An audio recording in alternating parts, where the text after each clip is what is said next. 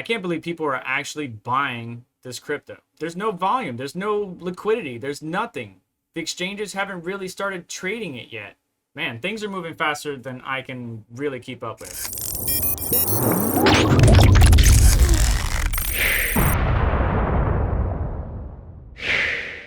Hey, what's going on, everyone? Vega here for SerpentX Tech, and in this video I want to talk to you about what is the best miner for mining Ironfish. It's been getting a lot of hype and a lot of talk about it, but I just want to give you the raw data. I've been posting it on Reddit, and a lot of the other content creators have done a bunch of videos on the project, how to mine, solo, all that good stuff, so check them out.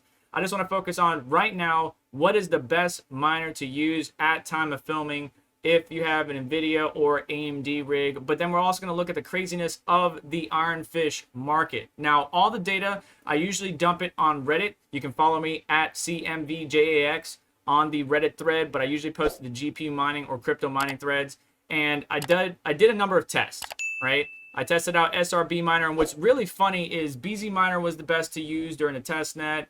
And then SRB Miner became good towards the end, and then BZ Miner took it back. And then Regal Miner took it, and then BZ Miner took it back, and then LOL. It's crazy because the miner devs are moving just as fast as they can because the projects are continually updating, or the devs for Ironfish are continually updating.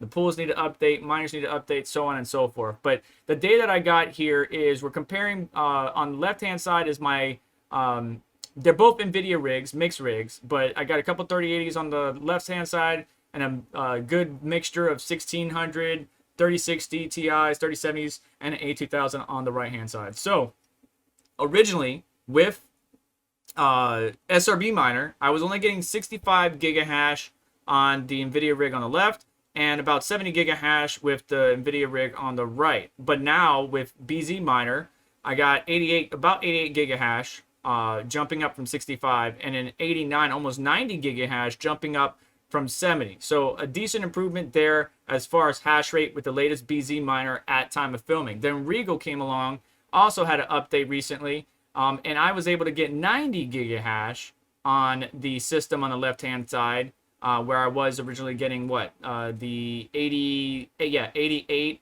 and 89 respectively, and the right-hand side jumping up from 89 to 91. So not much of a jump on the larger 12 GPU rig on the right hand side, but still Regal took the performance crown there. But then LOL Miner stepped into the picture, and one thing settled down. You'll see right here on the right hand side, the system is saying 117 gigahash. That's not accurate. Once things kind of got calm, it settled down at 103 gigahash. And then on the left hand side, the system settled around 95 gigahash. But that's still a marked improvement over the other versions. So right now, at this very second, the best NVIDIA miner to mine Ironfish with is LOL. However, that could change in 5 seconds or 2 seconds. So what I would say for you is if you're mining Ironfish or trying to mine Ironfish, which is really hard right now because the network hash rate has increased dramatically and the difficulty has increased, so your earnings have diminished quite significantly due to all the hype and all the miners on it, is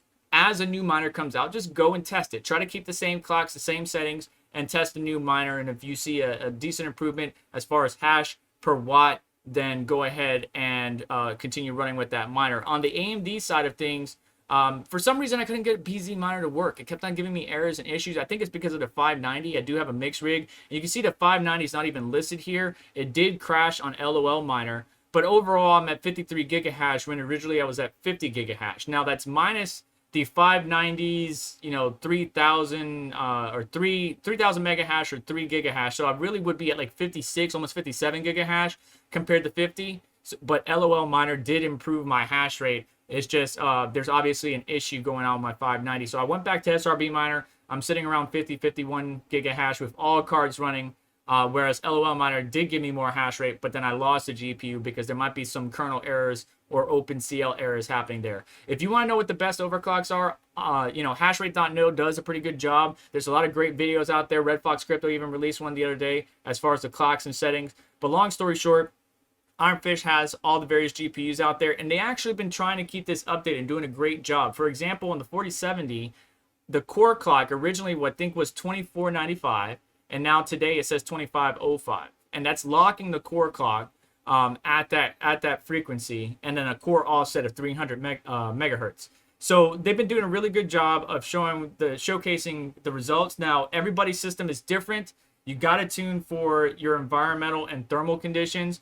But if you look at the clocks for whatever GPU you're looking on or looking at mining with on hashrate.no, you can get kind of the setup, and then you can put in the parameters you need to, whether it's on Hive or Windows and stuff like that. But you know, I would say the best thing to do for this situation is pretty much lock the core clock, and you can leave the offset alone. Just lock the core clock and lower the mem as much as possible, because this is a core intensive algorithm. You don't really need much core. Blake3 variant of, you know, or this adjustment that Ironfish has utilized is pretty much the same thing, and it is core intensive. So we're dropping the mem as low as possible. 810 is the lowest that you can go, and I pretty much did that with almost every single GPU I have, and then I adjusted the core lock to whatever my needs are. Say for example, the 3000 series, I might be 1495 or something on the core, or maybe 1700 on the 1080 Ti.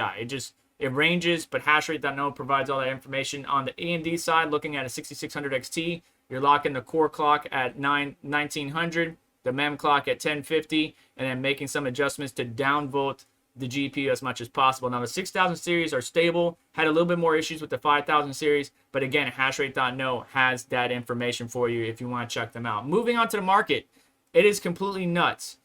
During Red Panda's earlier morning stream, the price on SafeTrade, which is this exchange that's in front of you, was saying $31. Now it's saying $16.70. So there isn't a lot of volume. There isn't a lot of liquidity there. And KuCoin has listed the currency, so you can deposit your Ironfish. However, it hasn't hit the liquidity target for trading yet. So it's not really being traded on KuCoin. If you go there, you're not going to find it. If you go to CoinMarketCap, you're not going to find it. And if you go to CoinGecko, you're not going to find it. However, what's crazy to me is people are using or utilizing some smart contract on Binance Smart Chain that I have been unable to verify if it's legit Ironfish yet. This may be a smart contract that somebody just created and is pretending to be Ironfish, and people are buying it, right? They spent $2.91 here, and they got 237 million Ironfish. They spent $1.33 here, and they got 22 million Ironfish. And so those people sold right there, and then there's a couple people that bought, $3.30 of Ironfish, which is 108 million Ironfish. So the market doesn't match across the board. There's a lot of different variables going on, and I would not recommend getting involved whatsoever. If you're mining Ironfish and you believe in the product, I guess just hodl it. However, I am skeptical of, not only the tokenomics, but a couple of the practices that I've seen so far. However, I have heard about this project before the testnet, and I've just been monitoring it from afar. A lot of the other content creators do a great job explaining the project. But if we try to load the smart contract on Pancake Swap, which is a great DeFi exchange, it obviously warns you that anyone can create a BEP20 token on BNB Smart Chain with any name, including creating fake versions of existing tokens and the tokens that claim to represent the projects that do not have a token. If you purchase, this token, Ironfish, on this smart contract, you may be unable to sell it back. So then you spent $2, spent $3, but then you can't do anything with it, right? And we've seen that before with other projects, especially after the Ethereum switch to proof of stake, where the contract that was created wasn't the real contract or the official contract, and so you got a bunch of tokens that you swapped on whatever place that you can't really do anything with. But the contract is there, very weird, very strange, and I would urge caution. Right now on Pancake Swap, I don't even know how to explain it. Like, you just saw the number there, and now it's gone. It was like basically, there you go. It's 198,794,000 Ironfish for one BNB token right now. And that obviously doesn't correlate to what SafeTrade is showing, and that probably won't correlate to what KuCoin. So give it time to settle down. I wouldn't go trying to execute the smart contract. You could just wind up getting a bag of Ironfish, but it's not the real Ironfish, because I haven't validated the smart contract and made sure that it's tied to Ironfish just yet. However, that's everything in a nut basket. Wish you the best of luck. The best miner right now at time of filming, while I'm creating this video, is LOL Miner. But again, that could change in the market situation. While people are projecting Ironfish to start at $10, obviously there's some inconsistency there, and I don't expect that. And anytime a new product does release, we always see this quick dip or quick rise up, and then a hard dip down, and then it's 0.00001 of a penny. So good luck to you. Do me a favor, hit the like button on the way out. Make sure to get subscribed, hit the notification bell to stay up to date, as well as check out some of the links in the description. That'll support the channel and what we do here. And you just have yourself a wonderful day. Take care. I'll catch you in the next one.